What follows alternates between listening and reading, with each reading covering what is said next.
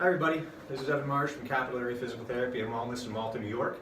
I'm here today to kind of give you a beginning of a series of videos I'm going to be doing on regional interdependence, a conversation about how one area of the body may be affected by other areas of the body. So what we're going to do is with Tom here, we're going to kind of go through a little bit of a walkthrough of how I may be evaluating someone that comes in with shoulder, upper back, lower back, or even cervical pain. And we're going to go walk through a basic motion here. So with Tom, we've already gone through one part of this, and I'm not going to do this in this video. And what we've done is we've gone through some really standard basic mobility testing. So what that would look like is getting Tom in this position. I've already gone through and I've done a little PA mobilization from his lumbar spine, his thoracic spine, even into his cervical spine. And those are all pain-free and have good spring to them. So in this case scenario, what Tom's coming in for is an upper back kind of tension discomfort. So going through this, what we're going to look at next is how his shoulder mobility may look. So what I'm going to ask Tom to do is I'm going to ask Tom to come in this position where he's going to bring his hand to the back of his head here. So Tom, I'm going to ask you to just go through that motion.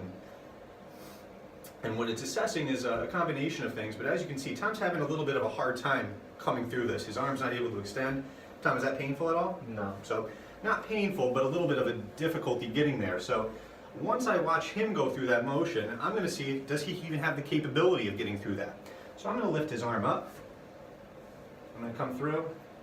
Any pain with that, Tom? No. So as you can see, Tom has the ability to get through that. It's not necessarily passively restricted. So I may not go in and do a lot of mobilizations to Tom. I may not go in and crank on his shoulder and stretch things out. I may not necessarily have to do a lot of manual work initially. So after I go through that, I see again, he has the ability to go through that whole motion. Let's break that up. To do that motion, we have to first have full external rotation. So I'm going to see, does Tom have passive external rotation? And he does. Does he have full flexion? He does. He's able to come up all the way overhead here.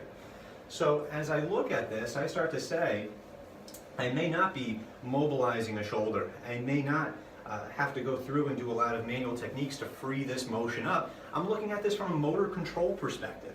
So I may be looking at the lower trap, maybe some thoracic rotation deficits into this.